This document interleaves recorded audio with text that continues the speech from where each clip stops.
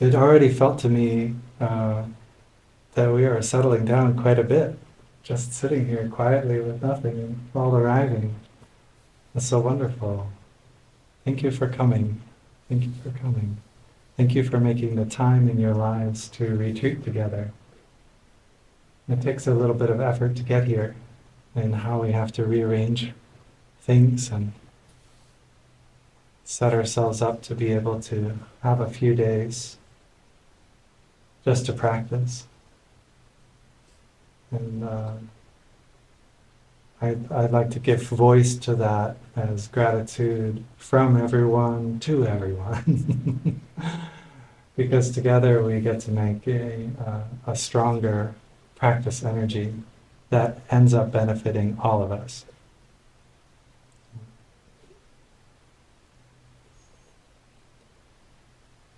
And this being the first evening as we settle in, there are layers and layers that need to fall away. So maybe take a moment with me to reach up to the sky, take a deep in-breath,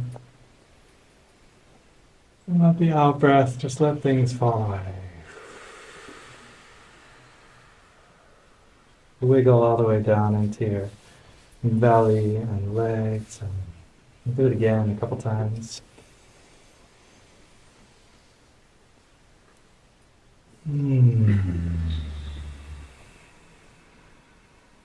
Maybe reach high with the right arm. You can put the left arm down if you want.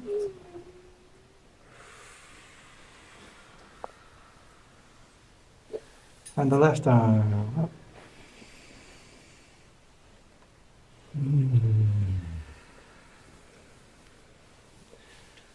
And take a moment to reset your posture in any way that might be right for you right now. You've already been sitting a little bit. Maybe you just want to shift and be comfortable.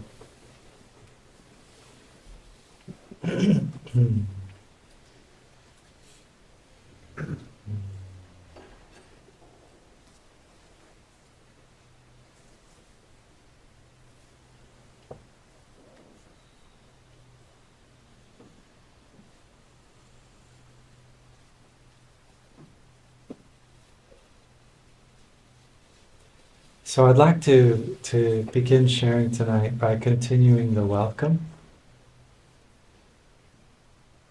And look at it from a couple of different perspectives.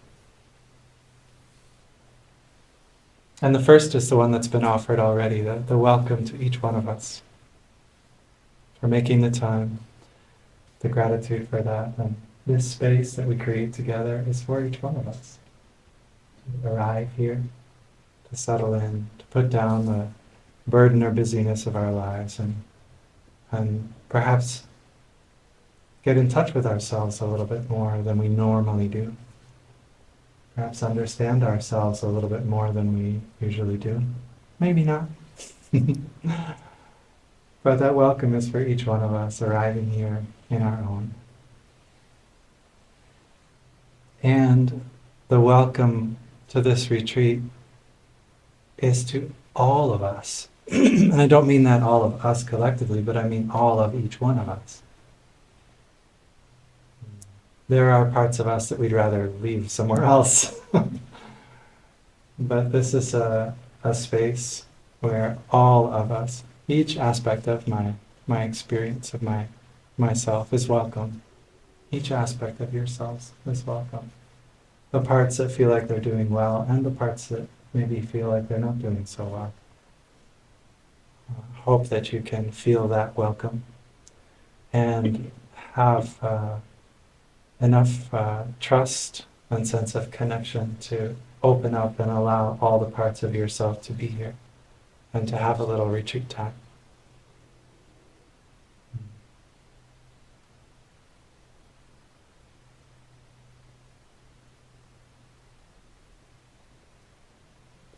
And this welcome goes wider too. Each one of us that's here with all of our parts also is bringing to the retreat a large family of ancestors. our mothers and fathers and grandmothers and grandfathers who are present in every cell of our body, who are so much a part and have shaped so much of what we know of our life and the stories, the formative stories of our lives. They are also here, continuing through us into this moment as we arrive in retreat. They are arriving in retreat with us too. So it's not just a room of nearly 40 people sitting here. There are many thousands of ancestors represented in this space as we gather. And that's a really powerful awareness to hold when we retreat, and especially as we retreat as a group. And so each one of us here, with all the facets of how we experience ourselves, and through that, a continuation of our ancestors arriving also, learning how to walk, learning how to breathe, learning how to listen and look deeply, learning how to be together and to touch peace and to embrace suffering. Maybe our ancestors have never had an opportunity to do that. And they are so happy that through us, now their continuation is learning, is growing, is connecting so deeply.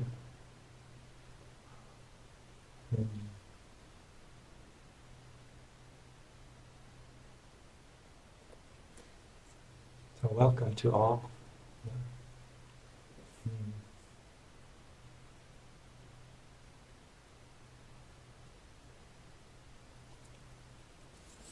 I would like to open our retreat time with a tiny bit of ceremony.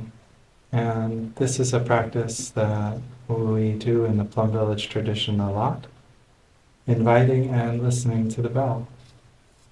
And I'll make it into a ceremony, because I'll chant for you the chants of inviting and listening to the bell. And I invite you to receive the sound of the chant and the sound of the bell, and to receive it in that sense of the welcome just offered. And if it really feels right for you to settle into yourself deeply in your body right here in this place and hold that. Or if you have a more expansive sense in the moment and your ancestors are here arriving and listening to the chanting too, wonderful. But the sound will be present in the room, the sound will be carrying the vibration of our practice right through us. And the singing and the bell vibration are there to help us touch this moment deeply and to really settle in. I hope that your breathing is good. I hope that your sense of your eyes and hearing can help you arrive, and that you can begin to let fall away all the busyness and the things that we really don't need here right now. It's a lot of things we carry around with us in our daily life that we don't need right now as we begin our retreat. And maybe with each out breath, a little of that can fall away. And as it falls away, this prayer of the chanting and the sounds of the bell can really fill that space up. And then reach out a little. And we'll meet each other there.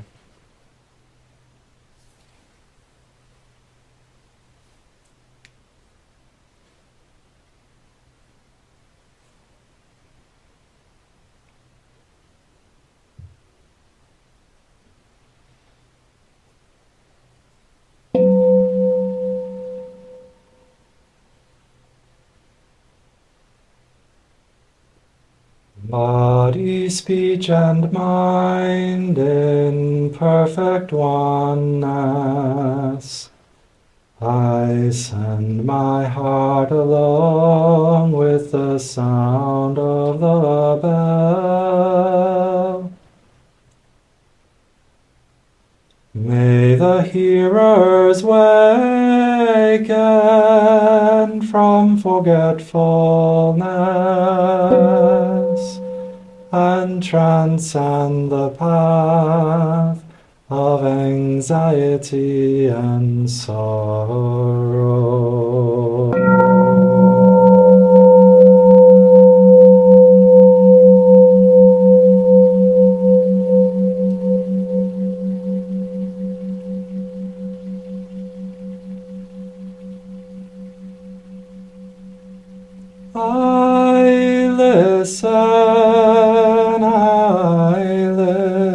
listen, and this wonderful sound brings me back to my true home.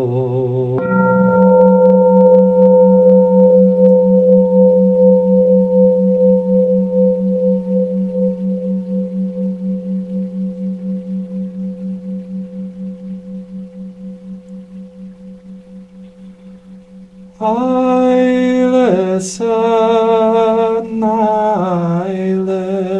listen, and this wonderful sound brings me back to my true home.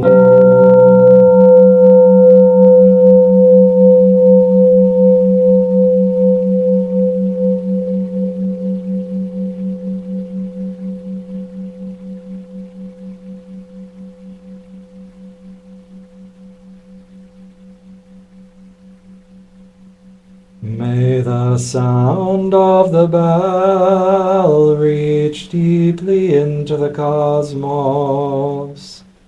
In even the darkest places, may beings hear it clearly, so that understanding lights up their hearts. They may realize awakening and find their way home.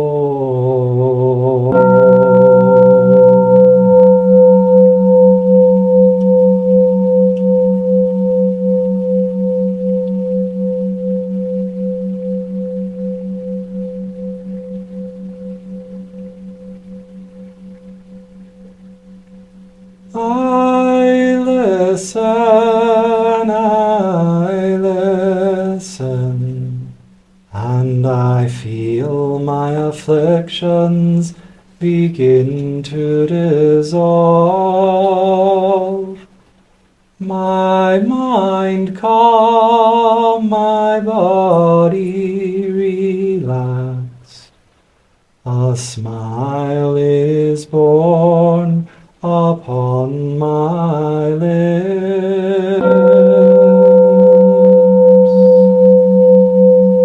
Following the sound of the bell, my breath guides me back to the safe island of mindfulness.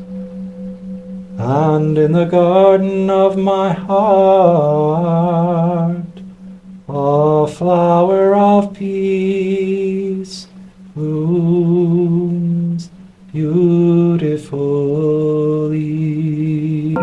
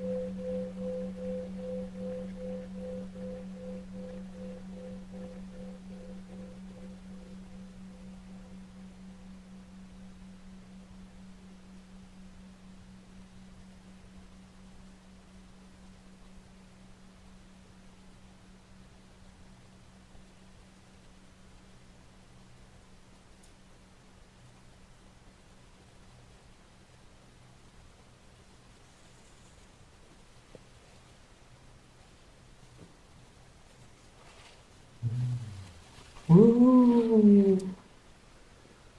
Let's slide this bell to each other.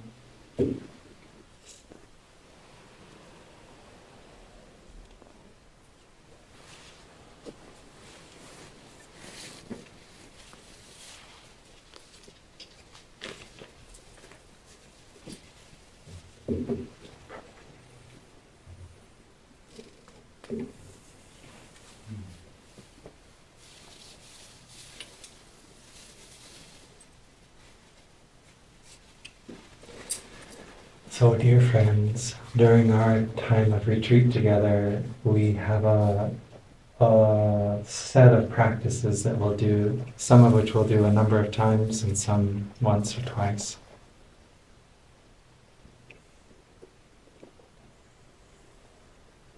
And this is an orientation to the way in which we can move through those activities, through those practices together.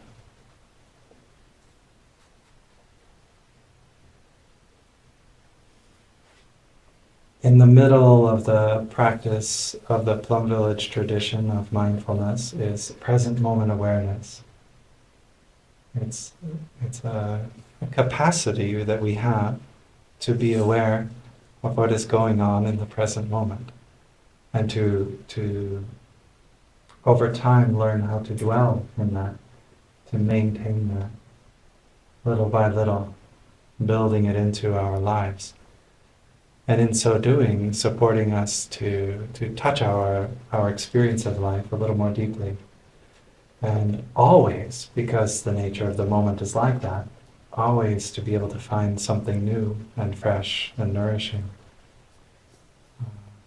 Life is never the same in 2 consecutive moments. And so if we're really touching it deeply, we're always in that learning space, we're always growing, we're always alive. Right? So the cultivation of present moment awareness is what we're doing in the middle of everything else. And it also allows us to experience everything else. It's two-way street.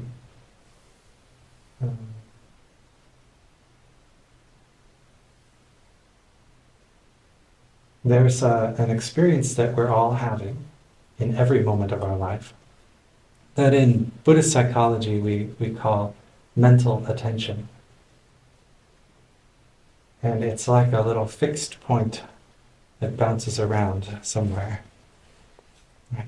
Oftentimes, when our eyes are open and we're awake, our eyes are where our mental attention is moving, because our eyes operate like that too. Right? There's a focal point, a point of focus, and we often let our attention go there. But if you close your eyes, sometimes you'll notice that your mental attention is bouncing around to the different sounds you're hearing, or something like that.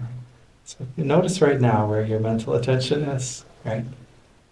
Many of you are looking towards me. I'm imagining that somewhere in this space is where a lot of points of attention are, right?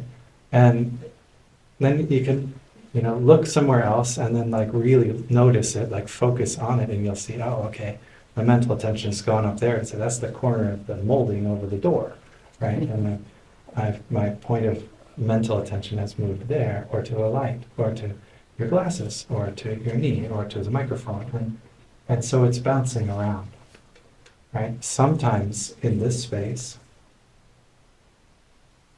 of life happening, and sometimes in some other space where we're worrying about, oh, did I lock my car? Oh, right? Maybe I didn't turn my phone ringer off, and what's going to happen if so-and-so calls me? They were going to reach out to me tonight. And right, so now our mental attention is not on something in the room, but it's somewhere inside, in a mental space. Right? But there's always some point of mental attention when we're awake. It's always there. Mental attention is not mindfulness, but it is connected very deeply to our ability to be mindful. It's a part of it, a piece of it. So when we take that focal point of mental attention and we're going to practice awareness of the present moment, awareness in the present moment, we need to place that point of attention somewhere that's connected to the present moment and to present moment experience. So, The most common one is, we say something like conscious breathing or mindfulness of breathing. And the first thing that we do when we start to practice conscious breathing or mindfulness of breathing is we're bringing that point of mental attention right into the body space where breath is happening. So I'm going to notice now maybe the tip of my nose or the nasal cavity. As I breathe in through my nose, I bring my mental attention in there. And I can feel the air as I breathe in. I can feel the air as I breathe out. And I feel it, and my feeling of it is increased, is my awareness of that feeling is there because my mental attention is there. Right? So my mental attention is going to support my ability to remain present. I place it there. I might bring it back deeper into the nasal cavity, arcing back and in, or into the throat and the bronchial tubes, or bring my attention into the trunk of the body, to the space of the lungs, or even to where the diaphragm is pressing down into the belly. And although the air doesn't actually go into the belly, right, the breathing, the movement of breath really does. Can press down all the way down into the hips and pelvis. And so this space in the body, if I bring my mental attention in to any point in here, I'm now getting in touch with something which is happening right here and right now. And if I'm let my mental attention rest in one of these spaces, let's say right now I'm going to bring myself into the space that's in the center of my chest area. As I bring my awareness into that space and I let it rest there for a few breaths, that point of mental attention can grow. Although the point still is referenced, is focused on that one location in my body space, my zone of awareness now can grow around that. Mindfulness is increasing. And the energy of being aware, of being mindful, is now present within the space of my body. And now instead of a focal point, even though I'm still anchored there with my mental attention, the zone of awareness can grow out and maybe fill this entire experience of breath, from the hips and pelvis all the way up through the neck and nose and mouth. And I can hold that whole space in my awareness. Breathing in, I'm aware of the whole in-breath. Breathing out, I'm aware of the whole out-breath.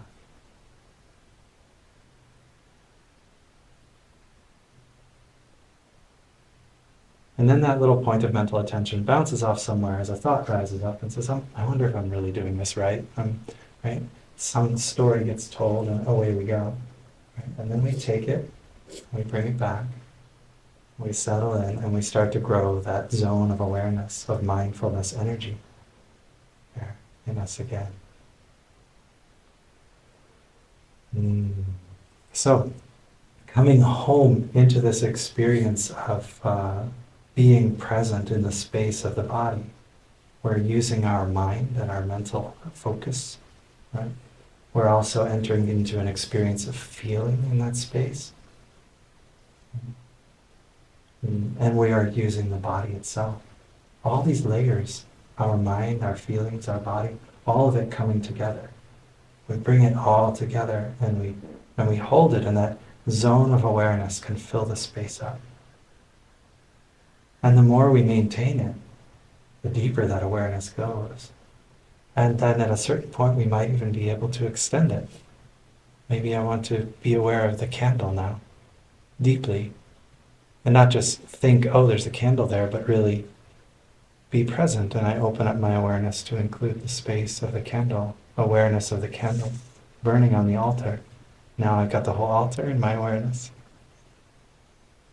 I might open up to hold the whole room in awareness now. And maybe all the many ancestors that are present through each one of us here in that awareness. I'm going to bring it back in. And my ability to focus the mind in and the sense of feeling in and come back into the body and cultivate that. We're growing this ability to shape our awareness to grow it, to let it resonate in a certain space or to hold a certain space. It's a wonderful practice.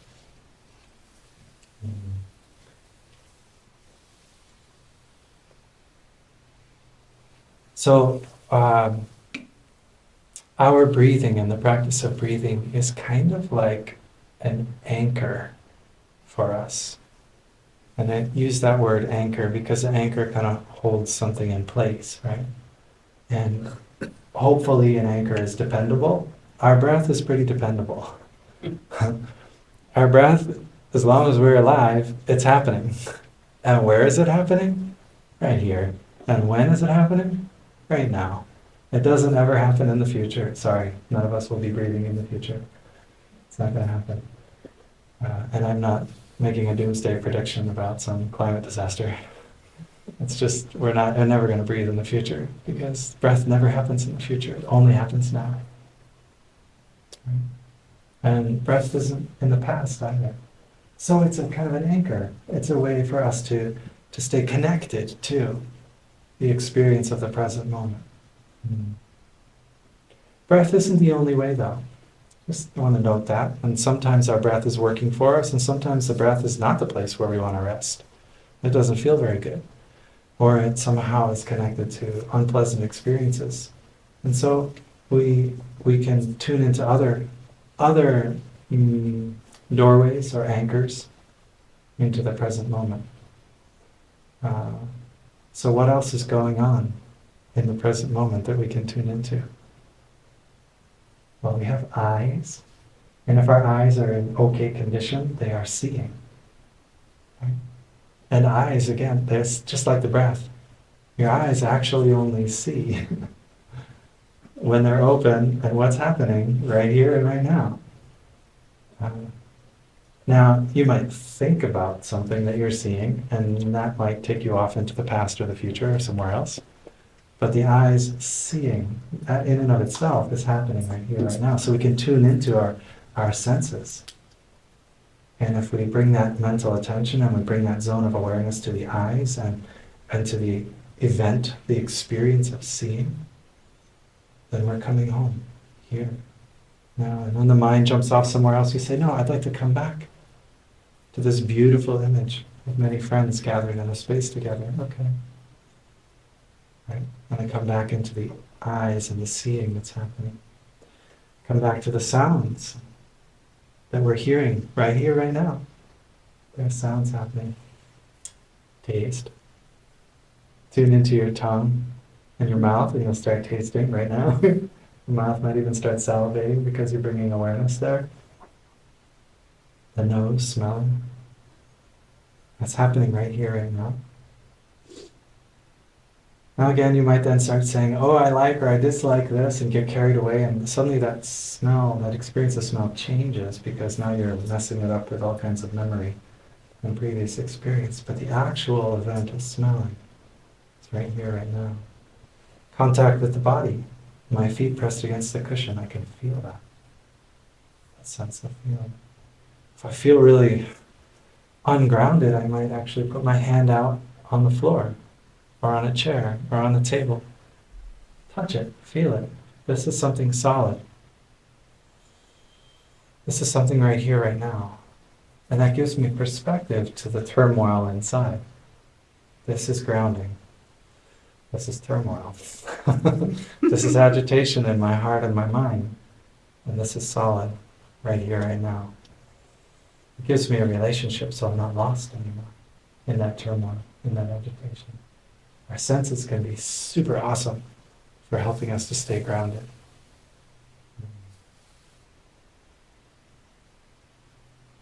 You might notice temperature. If you touch something like a table or a wall, like, oh, that's cool. And you're sensing into, you're bringing yourself into an experience of the present moment. Grounding ourselves in that awareness. This is the basis of our practice. Conscious breathing, opening the senses, getting in touch with life as it is, unfolding and revealing itself within and around us in each moment.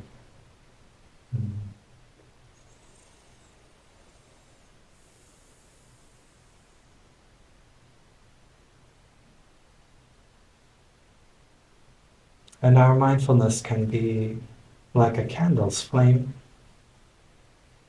It burns, and as it burns, it radiates light in all directions.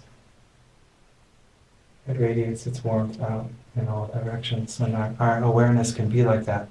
We center it right here and right now, and then open it, staying grounded and present, yet also including things that are happening around us, or even things that are happening inside of us in the body, or in an emotional space, or in some story of the mind, but yet grounded, right? Established within us a zone of awareness that can then see, connect with, understand even something about the movement and the changes and the activity of our life and the world.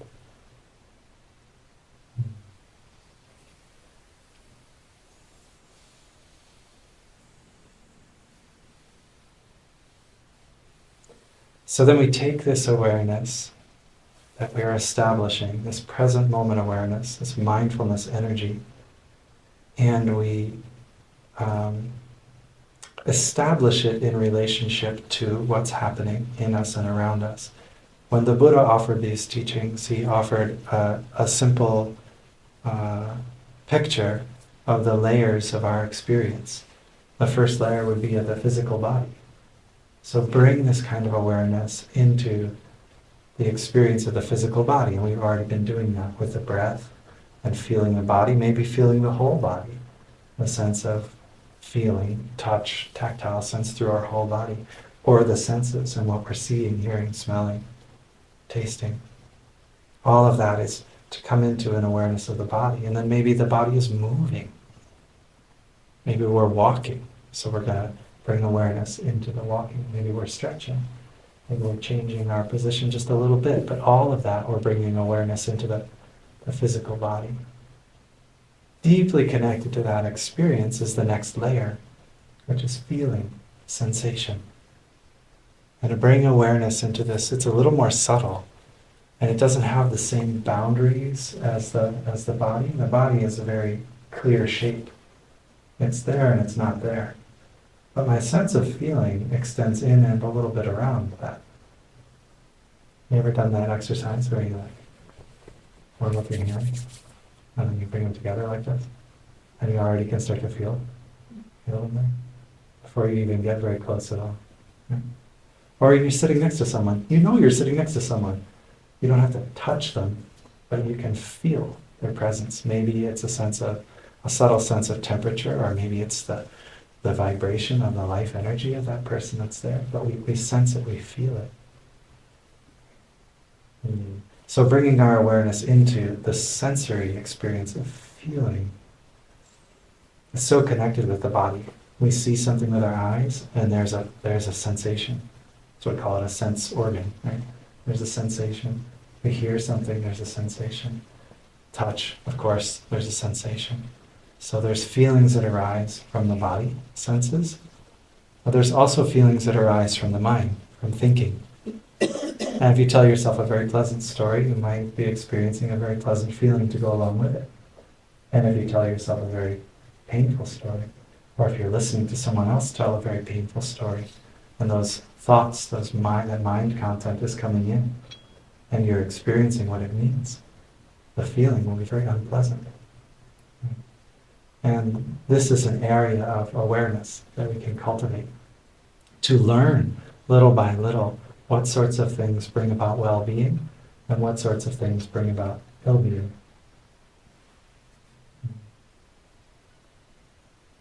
So there's the body, there's feelings, sensation.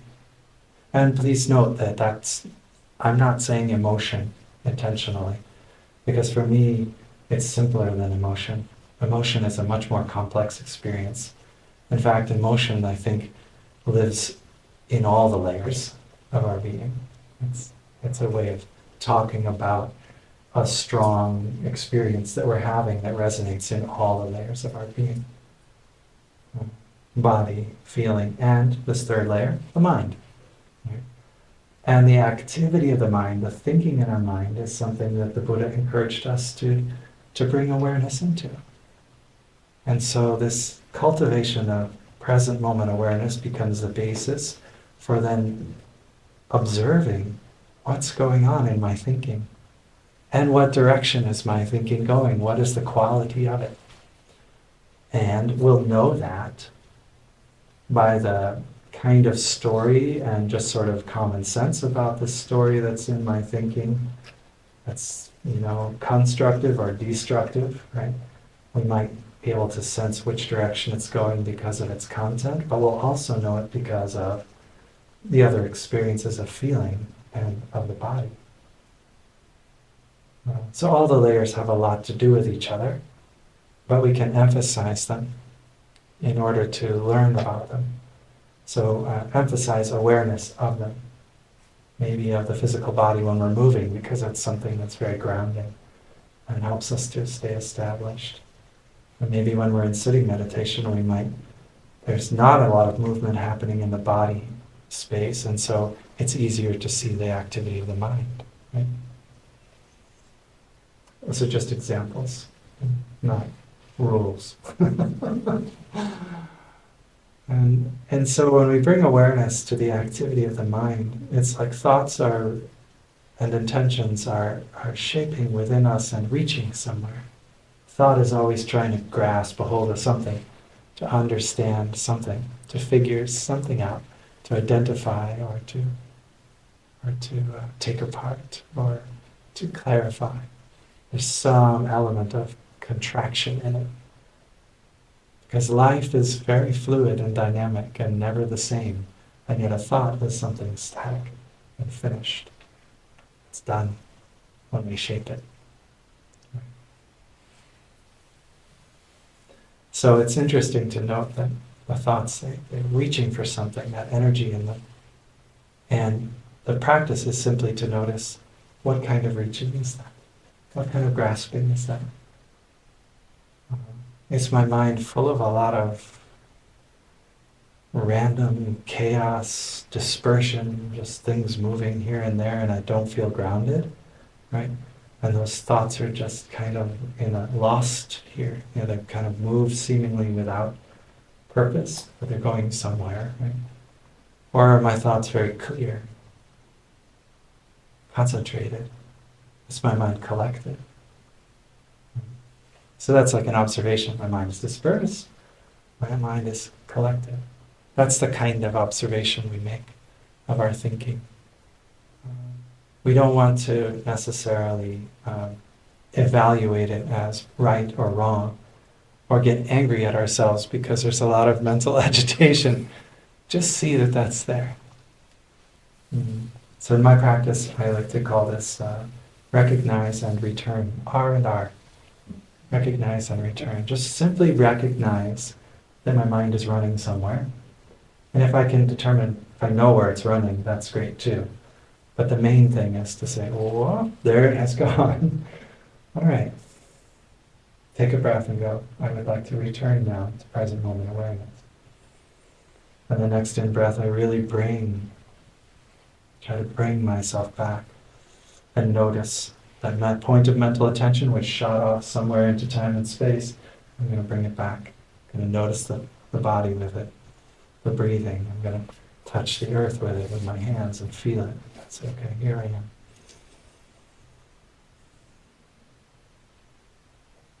So I do that kind of recognition with a lot of spaciousness, without judgment, just discerning that my mind has run away.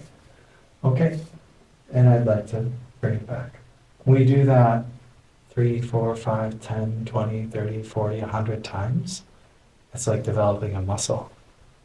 And we start to get better and better and better at knowing when our mind is agitated or moving somewhere, and also the capacity to see that, release the grasping of it, and bring another intention. And when we're bringing that other intention to return to present moment awareness, it's a new thought. So we're actually cultivating a different pathway of thought that's about returning. So a kind of dispersion or distraction or agitation in our thinking is now transformed into a kind and gentle returning to awareness and presence and being with.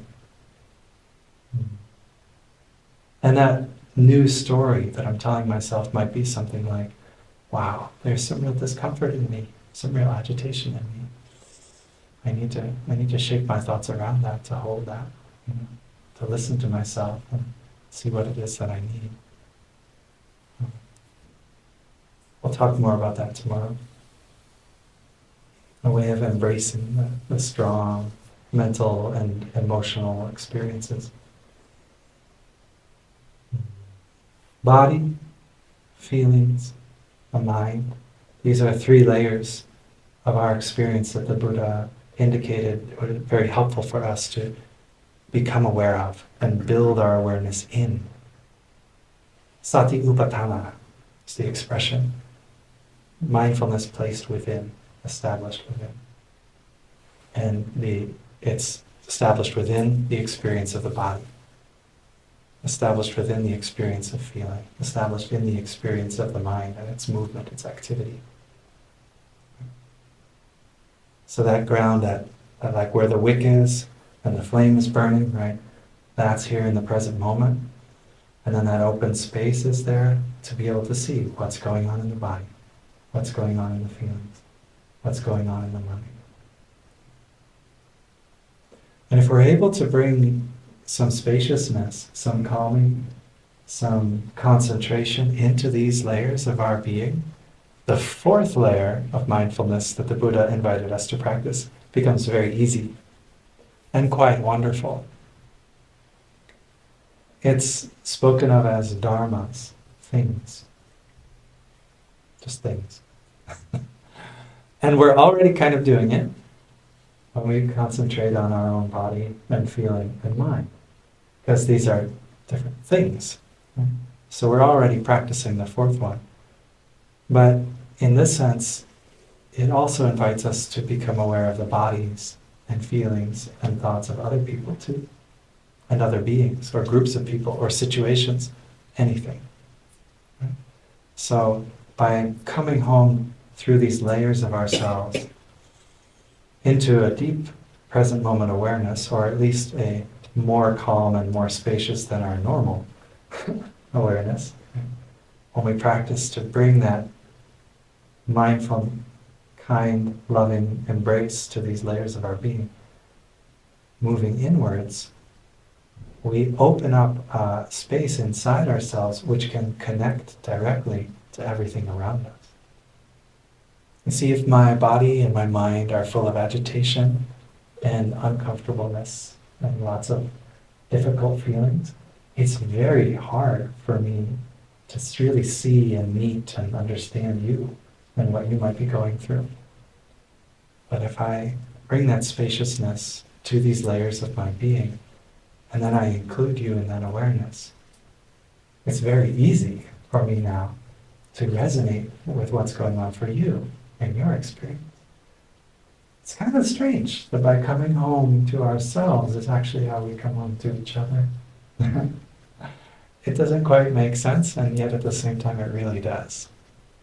And it opens up the whole world to us when we are most ourselves. I love that part of the practice. So the way I've always visualized this, because of that, the order of the teaching that I received, I just started picturing it as concentric circles. The body, and inside the body, the next circle was feeling, and then inside that was the mind. And inside that is the whole world.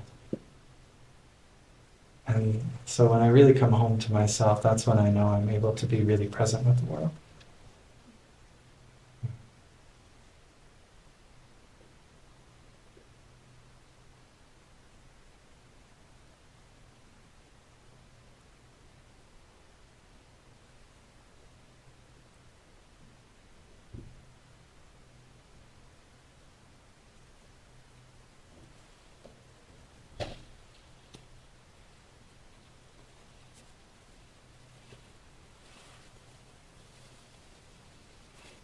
So these practices, present moment awareness established in the body, and feeling and thinking, and in each other, and in the spaces we inhabit,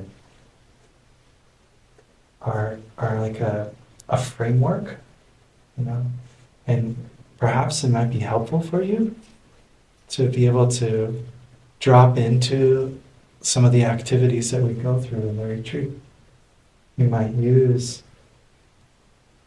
the practice of conscious breathing to come into the present moment and establish awareness of the body in any activity that we're in, or establish awareness of how you're feeling and what you're feeling, or your mind.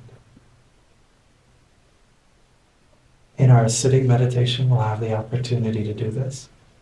And when we sit, you can sit with a very simple sort of guideline or method for your practice. There's always something, I would like to say that. There's never a sit which is not guided. It's just who's doing the guiding, right? Is it your habit energy? Or is it you determining that you're going to practice something? Or is it someone else offering a guide that you're listening to and following? Someone or something is the guide. And it's good to know what that is. So when you sit down, decide what you'd like to practice. And if you just like to practice being there, that's a practice. So when the mind wanders away, you come home to being there. If you'd like to practice non-grasping in your energy and being open and free, great. If you'd like to practice breathing in and breathing out, consciousness of breathing, you can use that as a practice. If you'd like to move through all the layers of the establishments of mindfulness, that's one of my favorite practices. Spend a few minutes just breathing in and out to calm down and center a little, and then I move to full awareness of my body. And I practice breathing in with the body and relaxing the body. And then I practice breathing for a few minutes with the experience of what I'm feeling, and so on through the mind. And then when I brought that all into myself, to open up to where I am and the experience I have of being alive, connected to the whole world around me as well as in me now, and just resting there. That's a kind of a guide, a method of practice, and it's good to know what your method is. A little simpler, a little more complex, and we'll experiment with some of those during the retreat. In my talks, I'll do little ones. And maybe that's the time to do them. Short little ones, and then you can carry those on your own if they interest you.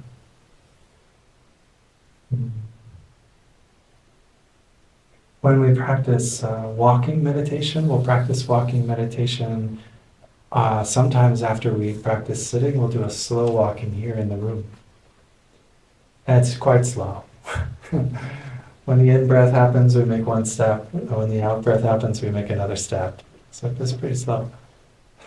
And we do it together with awareness of each other, so we don't go so slow that everybody gets backed up behind us.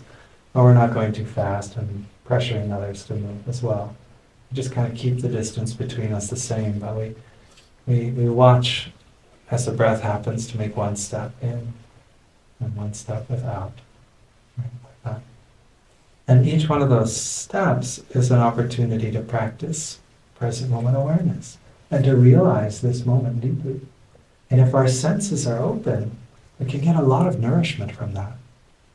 This gentle circulation that happens in the body as we walk slowly, the awareness of a community around us. As we walk by the candle or the flower, we might notice how beautiful it is, etc. So much to take in and so much to be present with. So, what's your technique for walking? Right? You should know what that is, right?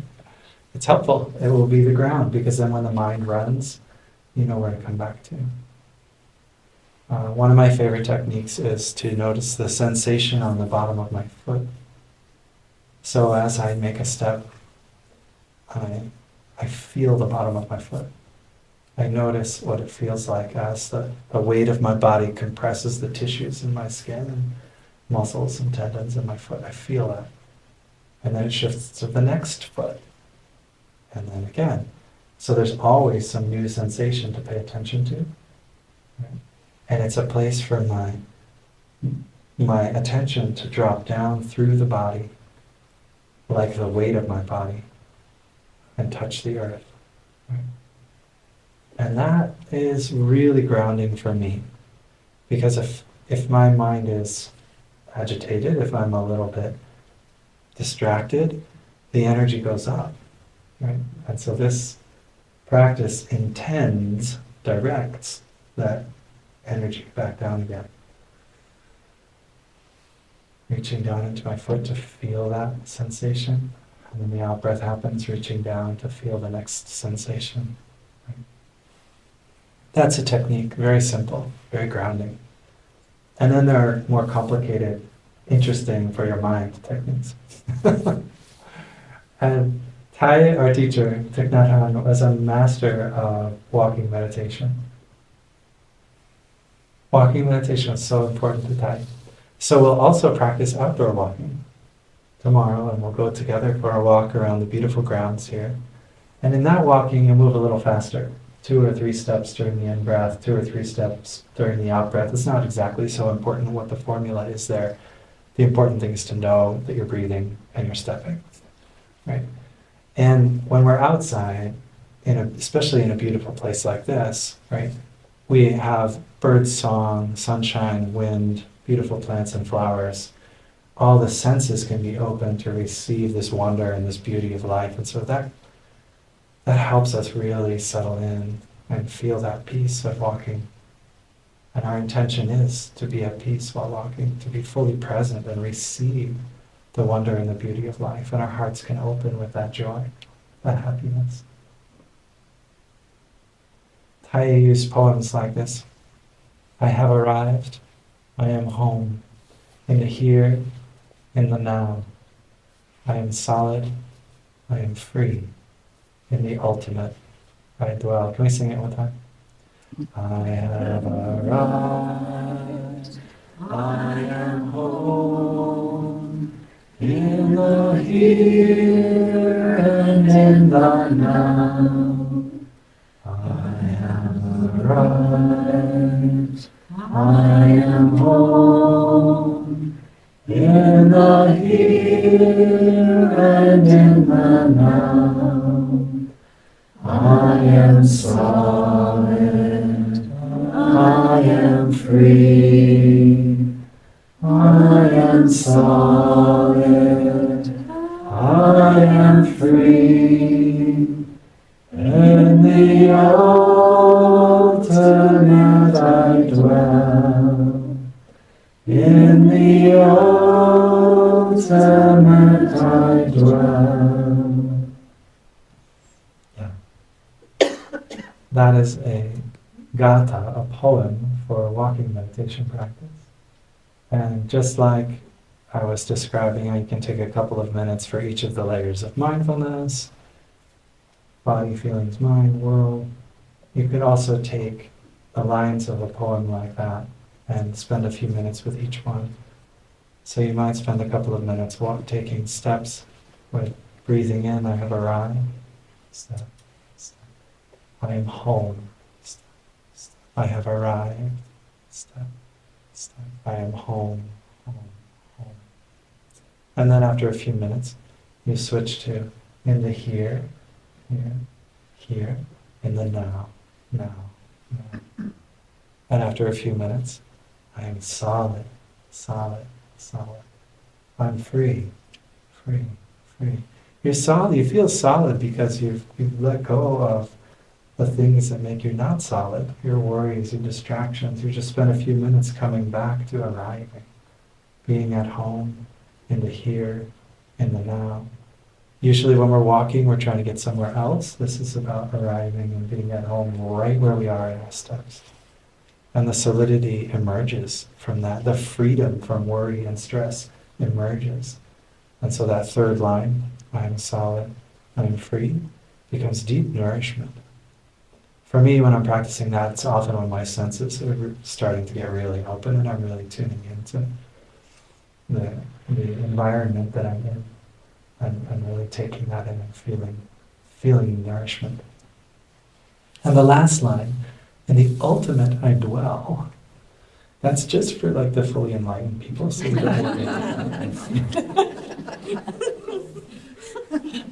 teasing. if you've gone through the first 3 lines of the poem, that line will also be apparent to you. Because when you enter deeply into an experience of the present moment, this moment of life, this stepping on the earth, which all of the conditions of life have brought you here and now, all the experience and the life of all your ancestors has brought you right here, right now. Is there somewhere else you'd like to go? Right? This is it. This is it. And not just tomorrow when we practice walking, right now. Right here. This is that moment. Right? It's as simple as noticing the waves on the surface of the ocean.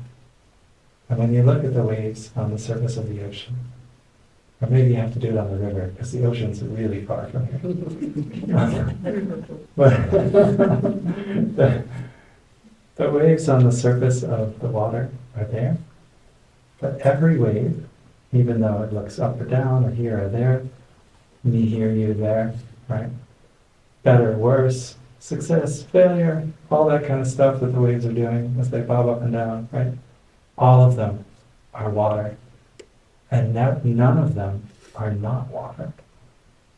We are always, we are that way, we are that appearance of like being our small self, but we are also always the water too. In the way that this means like in the way we are not separated from our mothers and fathers and grandmothers and grandfathers. We are our ancestors. We're never not them. We just forget it. And when you practice deeply touching the present moment, you remember it. You feel it. When you let go of all the striving, all the longing to get somewhere other than where you are, you realize that ultimate experience. So, in the ultimate I dwell is not something far off, and not just for super enlightened people. We are already that ultimate. We're just forgetting it. Right? And when we really arrive in the present moment, it can emerge.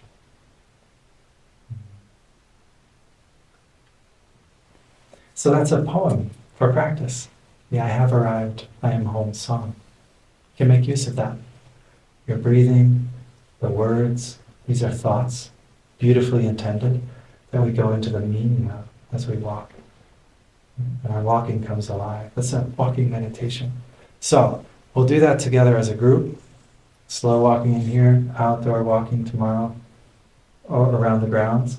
And you will also do a whole bunch of walking this weekend on your own, going to the bathroom or upstairs, to the dining room, to your car, even home, or hope you don't have to run any errands this weekend if you're not staying at Queen's house. But if you do, you'll be making steps. And this is an invitation right now to make those steps in mindfulness. To let each step be an opportunity to realize, to awaken peace in you, and to bring it into the world, to awaken it in the world. Our walking can do that. I will do my best to walk during the retreat as many steps as I can. I hope that you will do that too. So a short story about how important the in-between moments are. So when I was a young monk, I went on a vacation. Yes, monks go on vacation sometimes. But we went as a whole community from Plum Village, France, down a few hours drive to the edge of the Pyrenees Mountains. We wanted to go play in the snow. It was the end of the winter retreat. We had some downtime. Winter retreat's a 3-month retreat. And so with Tai and all the monastics we went. We spent a couple of nights in a hotel and did walking meditation in the mountains with the snow. Very special experience for some of the Vietnamese brothers and sisters who had never touched snow before. It was really beautiful. Last morning, where buses arrived and we're getting ready to go back, and I had been out walking on my own. I came back to the hotel and I tried to go up the elevator, but it's stuck on all the floors coming down as all the other monastics getting their bags together and coming down. So, okay. I go to the stairwell and I start up the stairs. And I was kind of excited. So I was running up the stairs. 2 steps, 3 steps at a time. And you know how hotel stairways are. They're kind of like cement and it's not a very pretty place, but you just go up and then you turn and you go up and you turn, up and you turn and you go up and you turn and you go. And there's your teacher coming down. There's Tai walking down with the 2 attendants right in front of me, and I'm totally out of breath. And I'm, okay. And I stop and move to the side. Step, step, step. And he got level with me and said, Papian, 1 step at a time. Step. Yeah. I was walking in the back hotel stairs, just going from his room down to the lobby into the bus. But each one of those steps was the most important step he could make.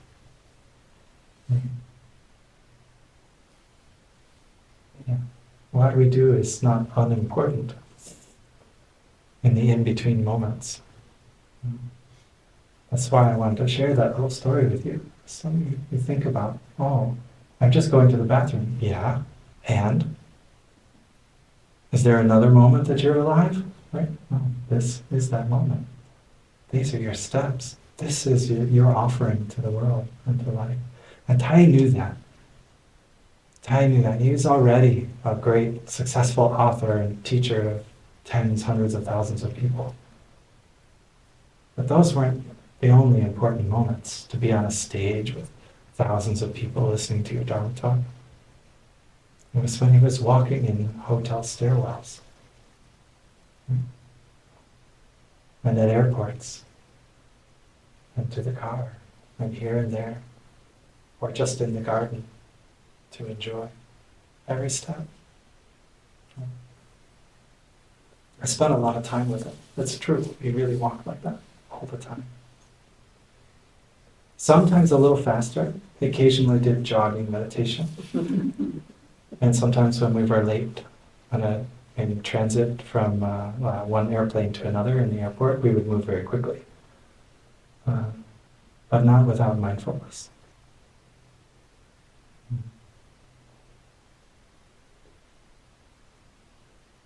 So please make use of your steps during the retreat. Each one of them can bring a little bit of peace into the world.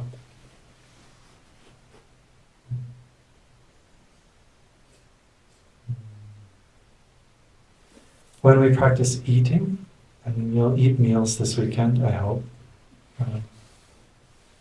I guess, is anybody fasting? I don't know how to speak. Okay, no one's fasting, so we'll be eating meals.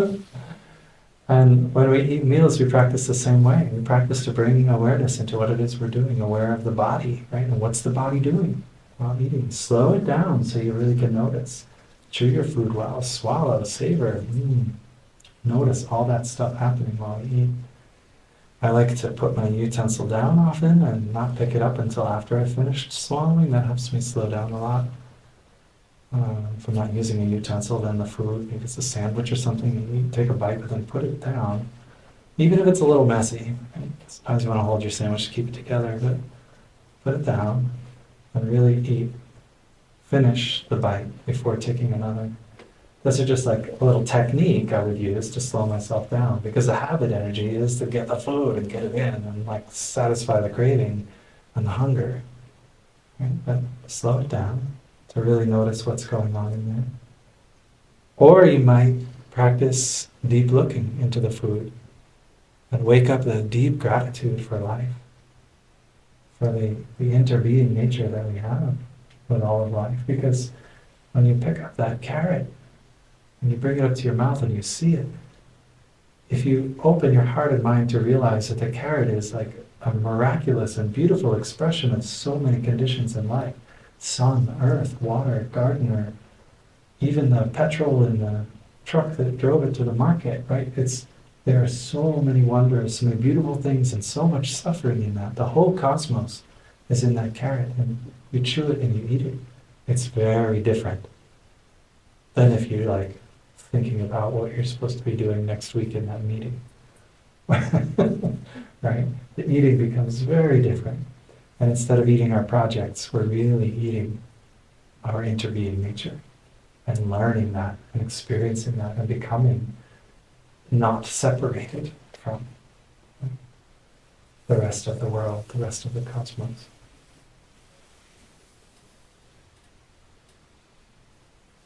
Our practice of silence was already kind of outlined, that we'd like to move through the retreat mostly in silence.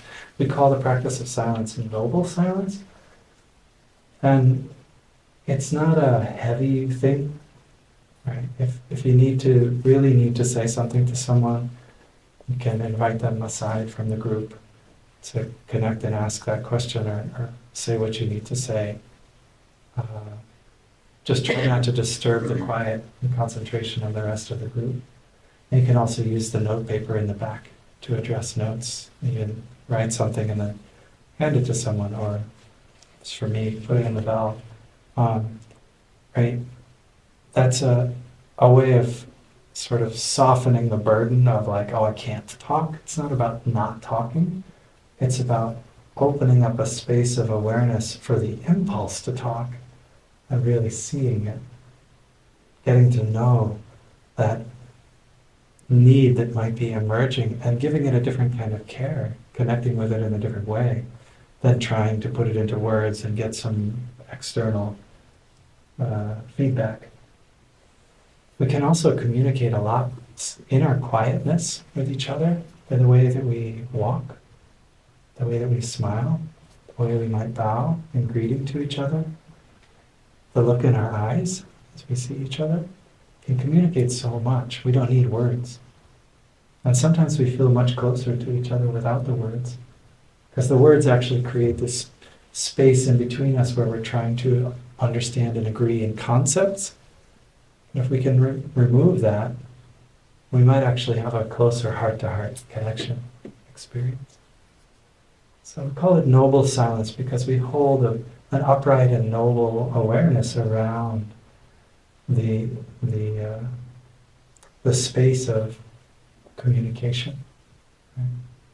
And we meet each other in another way. It also helps us to rest a lot, because we lose a lot of energy in our thinking about what we're going to say or what we should say, and in our saying, in our speaking itself. And this slows that all down. And we build up an energy, save some of that energy. So I hope that silence is nourishing during the retreat too.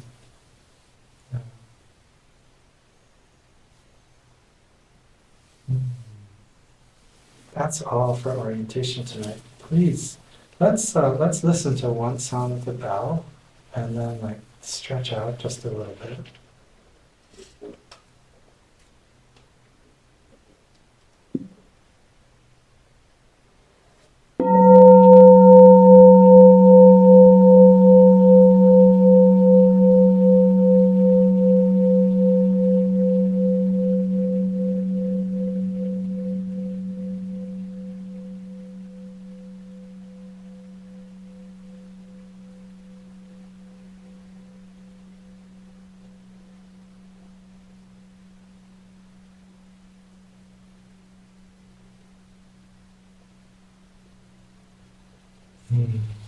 So nice. Whenever we hear the sound of the bell, to really return like that, to let go of any kind of busyness or activity and just let it all fall away.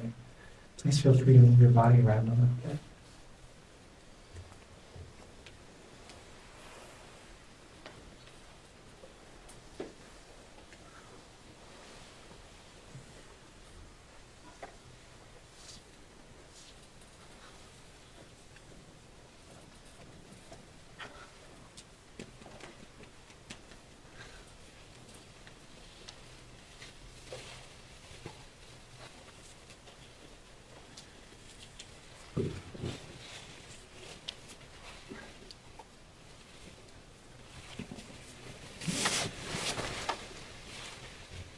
Why don't we all stand up for just a moment, and then we're going to have a chance to practice seated, or if you feel comfortable just lying down, a short guided relaxation to end the evening together. So just standing up to let the body feel that uprightness. Shifting weight from foot to foot and front to back.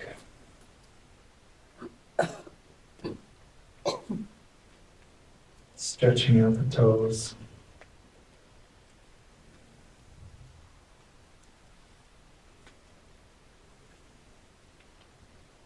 You might like to raise your arms up over your head again. Gentle breath in. And bring it down. Gentle breath out. And the right arm up and the right side open. And down. Left arm up, left side open.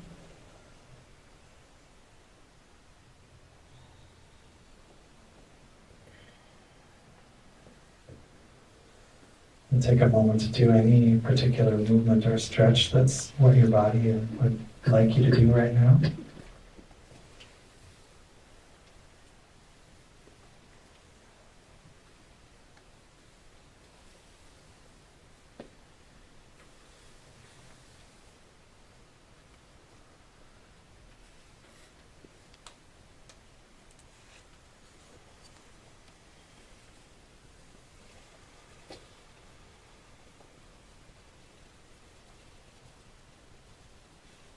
And so now, without really rearranging the room too much, if you'd like to just sit on a chair or sit on a cushion we're going to do like a 10-minute relaxation, body scan, kind of put the evening down, meditation.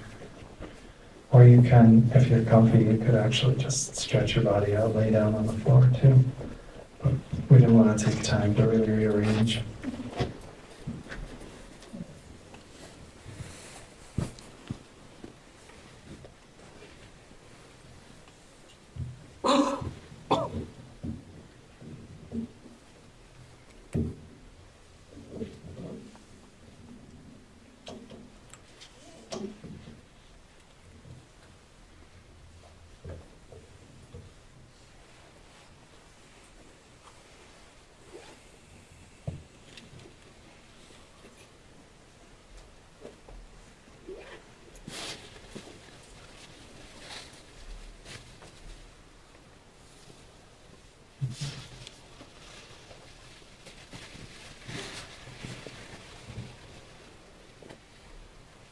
While I'm breathing in, I'm aware that I'm breathing in. And while I'm breathing out, I'm aware that I'm breathing out.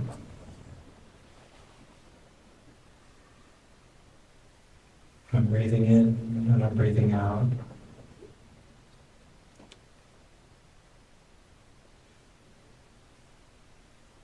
I'm breathing in and I fill the whole body of my breath with awareness. The body of my breath is the whole space that I can feel while breathing in, from the nose down into the belly and hips. I'm breathing out, releasing and relaxing any tension in the body of my breath. Breathing in, whole breath. Breathing out, releasing the whole breath.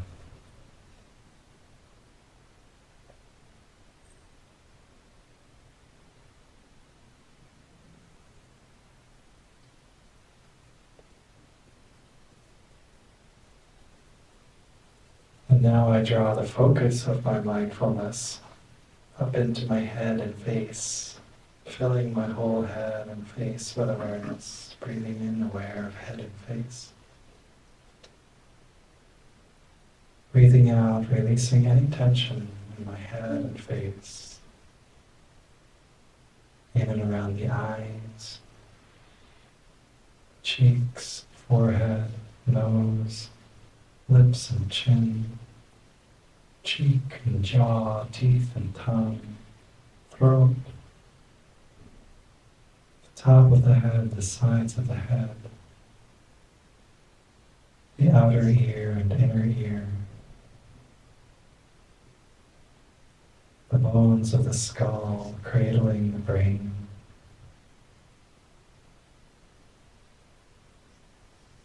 Breathing in, I'm aware of my whole head and face. Breathing out, relaxing and releasing tension in my head and face.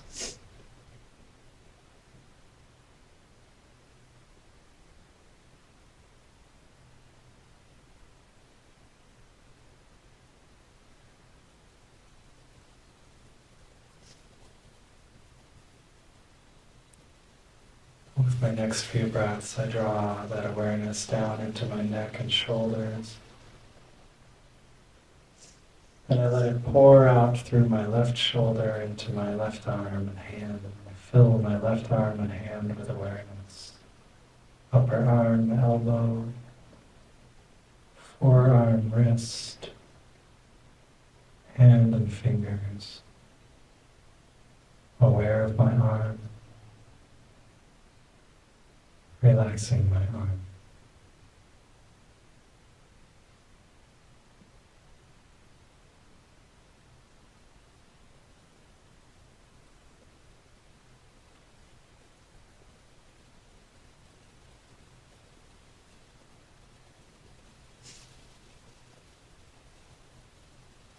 I take a few breaths now to shift awareness across the trunk of the body over to the right shoulder. Opening the right shoulder and filling the right arm and hand with awareness. Aware of the upper arm and elbow, wrist and forearm, hand and fingers. Breathing in, aware of my right arm. Breathing out, relaxing my arm.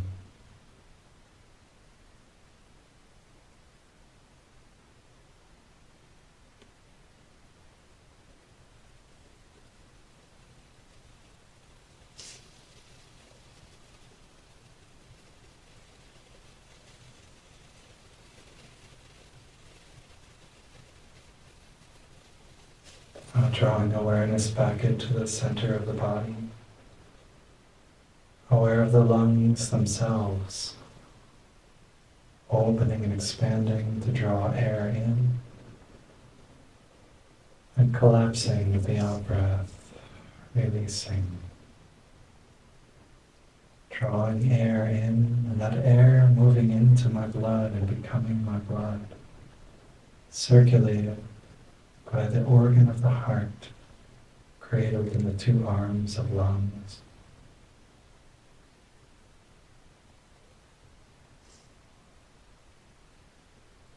Aware of my lungs and my heart,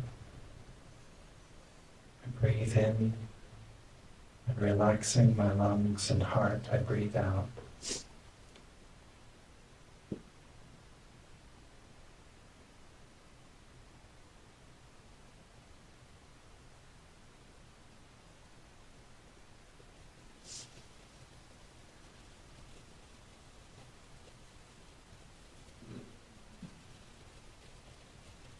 Now I take a couple of breaths to drop awareness down into the belly and the abdomen, aware of all the digestive organs that are there. The stomach, the intestines, kidney and liver and bladders.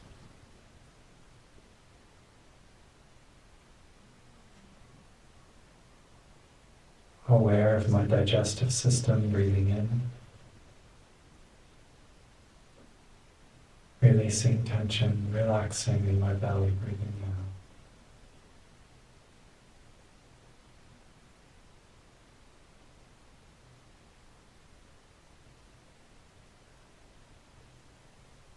And awareness dropping deeper into the hips and pelvis, reproductive organs.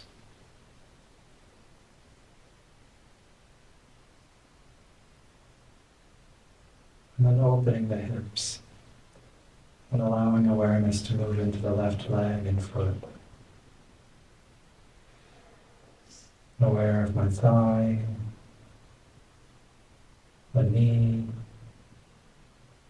calf and shin, ankle and heel, foot and toes. Breathing in, I'm aware of my left leg. Breathing out, I relax and release tension in my left leg. No burden to carry, no steps to make.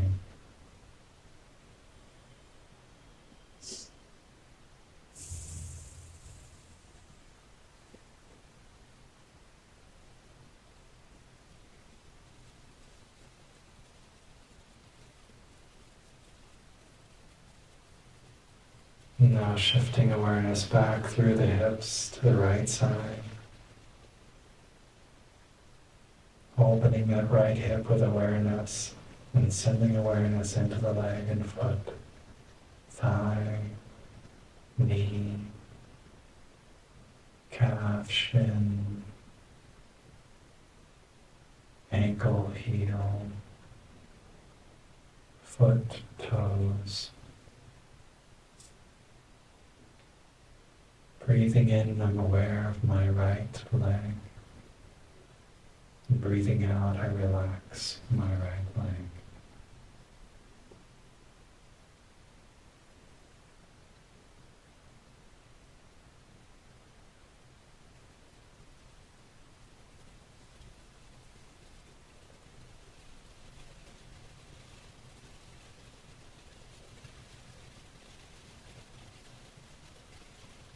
And now with the next few breaths, I draw my awareness back into the belly and chest, but I extend my awareness out through the whole body, down through the hips and legs, out through the arms, hands, up the neck and head and face.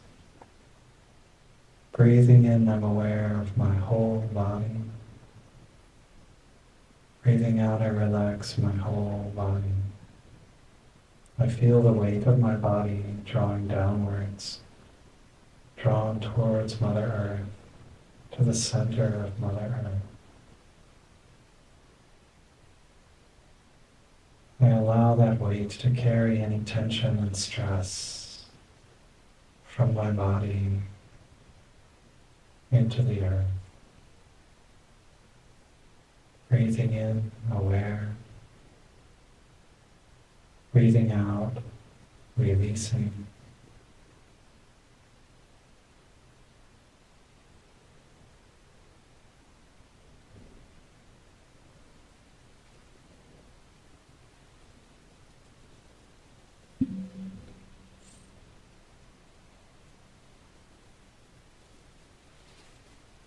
Listen, I will teach you what is man by knowing the better way to live alone.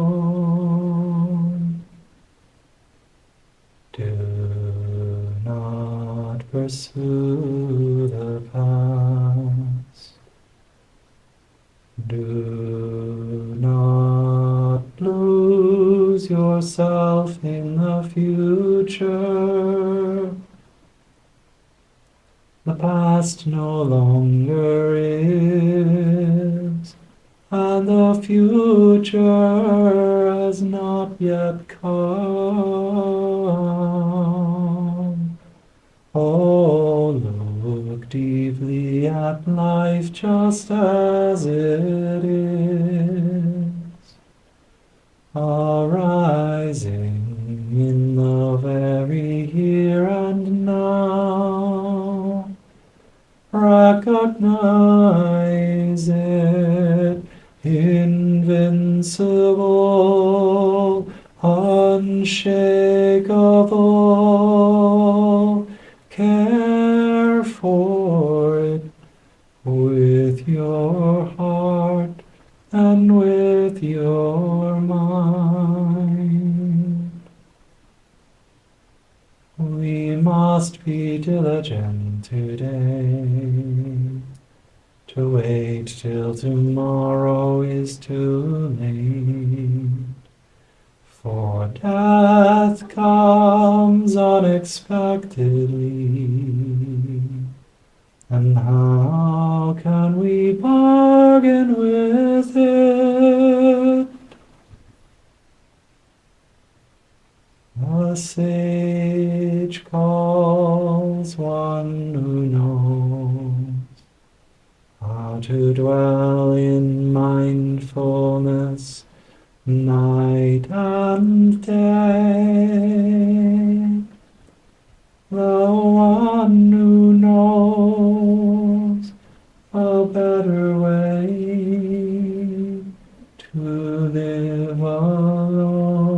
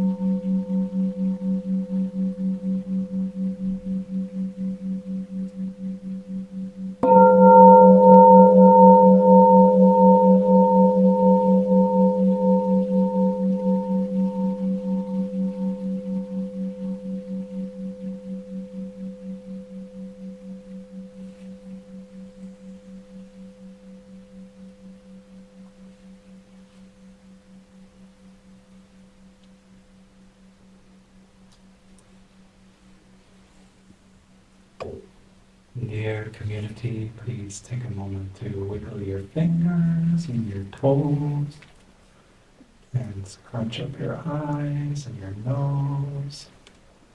Wiggle your ears if you know how to. Your lips and face, and rock your head around, and roll your shoulders, and extend one hip and the other, and bring a little circulation and awareness into the body. Again, finding that sense of integration and presence in the tissue of the body and the muscles and the bones.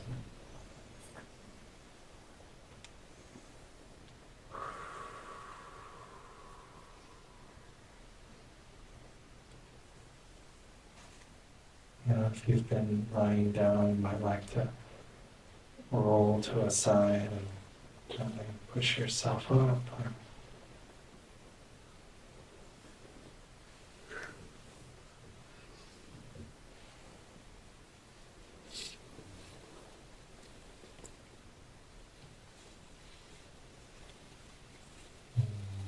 There's a way that we like to close our gatherings, which involves a few sounds of the small bell. And oftentimes you'll hear one to kind of invite what I just did, which was like to wiggle yourself getting ready to move. So you hear ding, please massage your feet, stretch your feet. It's preparation for standing. And then we'll hear a sequence of other bells. And the first one is inviting us all to stand at our place. The second one is to offer a vow of gratitude to each other for being able to practice together. And then the third one, we turn towards the altar space that we have, and we offer another vow with awareness for all of our spiritual teachers, ancestors who have brought us onto the path of practice, and to express our gratitude for that. So that's kind of the sequence. So we're going to do that. Before, I just want to put out a little reminder, because this is the first evening, and I know many of us are going to walk, ride, or drive home, or to wherever we're staying. And for those of you who have to go out into the city to make your way home, you have a special challenge. right? To carry the practice with as much integrity as you can through all the transitions you have to make, vehicle and traffic and home, maybe with other people who are not on retreat, and so on.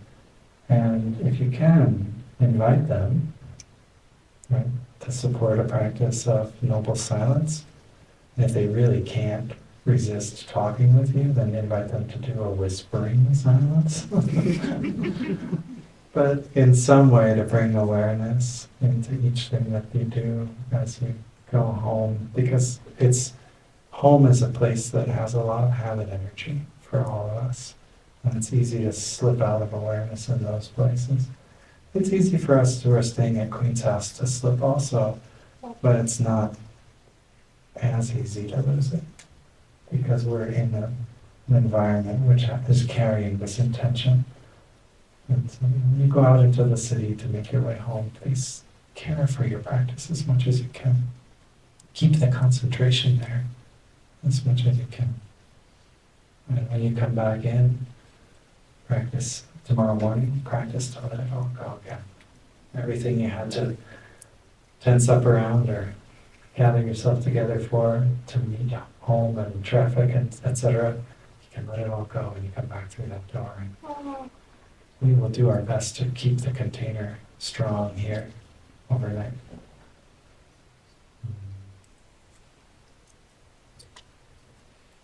Here's the bell for standing.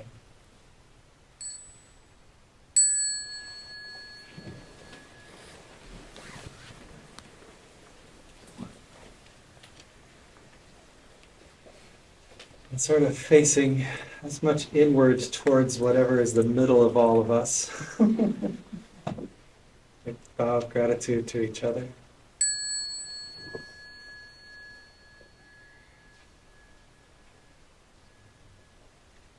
And turning towards our altar, aware of all of our spiritual ancestors who have supported us on the path.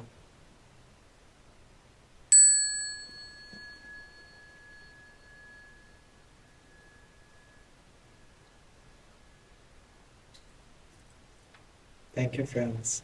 Rest well.